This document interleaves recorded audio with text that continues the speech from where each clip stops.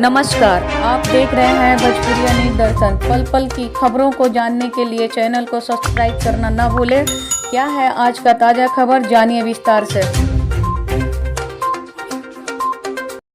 नमस्कार, आप देख रहे हैं भोजपुरिया न्यूज दर्शन। आज आपको हम एक साफ सुथरा आंकड़ा देने का प्रयास करेंगे।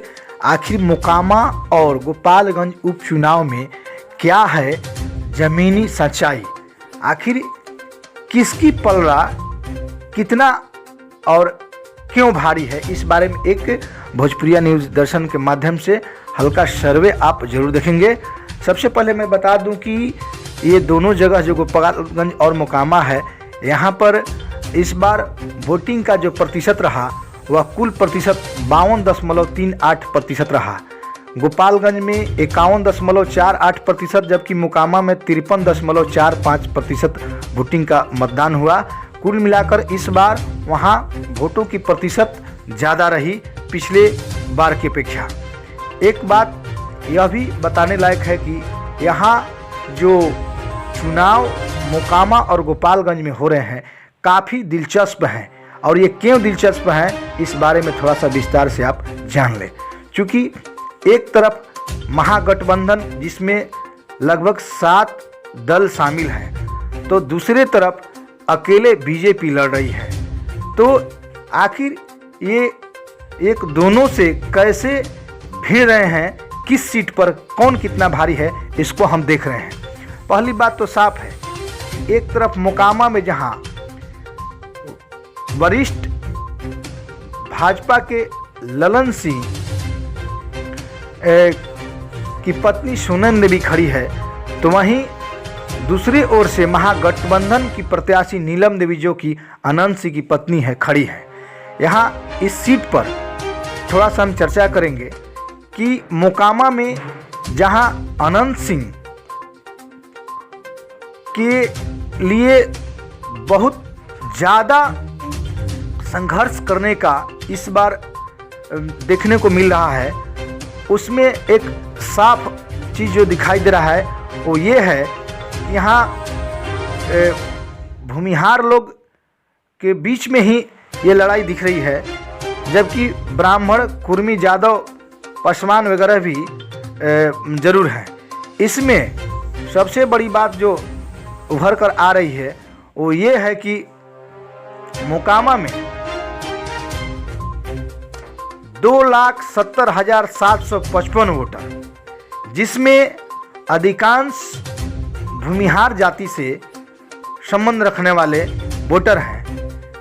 इनके अब आपसी बंटवारा यदि लगता है कि ललन सिंह कुछ कर पाए इसमें सेंधमारी और अन्य जातियों ब्राह्मण, कुर्मी, जादव और बीजेपी का जो मास वोट है यदि ले लेते हैं, तो अनंत सिंह के लिए काफ़ी मुश्किल भरा हो सकता है। लेकिन सबसे बड़ी बात यह भी है कि अनंत सिंह की पत्नी नीलम देवी को 7 दलों का कांग्रेस सहित इनको जो समर्थन प्राप्त है, उससे ये लग रहा है कि ये इतना आसान भी नहीं है कि इस चुनाव में सीट इनको न मिले। क्योंकि इस बार जदयू जो है भाजपा से अलग होकर सीधे राजद के साथ है, तो वहाँ जादव वोटों का भी ध्रुवीकरण हो सकता है, और इसका फायदा सीधे सीधे इनको नीलम देवी को मिल सकता है। एक बात यहाँ यह भी है कि अगर सोनम देवी के पक्ष में यहाँ पासवान मत, जो कि चिराग पासवान वहाँ रोड शो भी कर चुके हैं कई बार, इनके पक्ष में वहाँ के पासवान जाति के वोटरों को इनके तरफ बदलने का काफ़ी प्रयास किए हैं। और दूसरी बात ये रही कि खुद मुख्यमंत्री जबकि वहाँ चुनाव प्रचार के लिए एक बार भी नहीं गए, अनंत सिंह के उम्मीदवार नीलम देवी के पक्ष में, एक यह भी फैक्टर हो सकता है।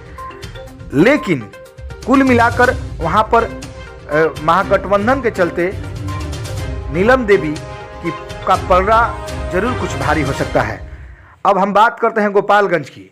तो गोपालगंज में ये बता दें कि वहाँ 47,000 यादव जाति और 65,000 मुस्लिम जाति वोटर लगभग हैं। तो यहाँ पर ये भी देखना है एक चीज़ कि गोपालगंज से साधु यादव की पत्नी भी इंदिरा यादव खड़ी है और एक AIMIM की भी प्रत्याशी वहाँ पर है। तो कुल मिलाकर MY समीकरण जो है मुस्लिम और यादव कैंडिडेट की वोटर की, तो कुल मिलाकर ये महागठबंधन को क्षति पहुँचा रहे हैं। तो यहाँ लग रहा है कि इनका कुसुम देवी का पलड़ा भारी है, ऐसा दिख रहा है।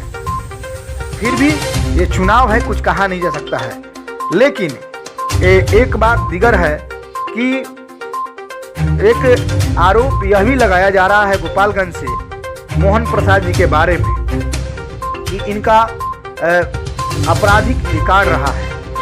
तो इसका फायदा भी सुभाष सिंह की पत्नी कुसुम देवी को मिल सकता है। और जो सबसे बड़ी बात है वो ये है कि इस बार इनके मास वोट जो हैं, राजद का MY, तो भाजपा का मिडिल क्लास का वोट, इनमें सेंधमारी हो रही है साधु यादव और AIMIM के आ जाने से। तो दूसरे और नीतीश जी के जदयू का भाजपा से अलग होने के चलते। तो कुल मिलाकर ये जो मुकाबला है इस बार यहाँ से बड़ा दिलचस्प है, मोकामा और गोपालगंज से। और अब यह तो 6 तारीख के बाद ही पता चलेगा कि आखिर इसमें कितना है दम। लेकिन जो एक सच्चाई है हमने विभिन्न स्रोतों से जानकर बताने का प्रयास किया और एक अपना सर्वे भोजपुरिया न्यूज़ दर्शन के माध्यम से जो निकल कर सामने आया आपके सामने रखा। आपको ये खबर कैसा लगा हमें कमेंट करके ज़रूर बताएंगे। तब तक के लिए धन्यवाद।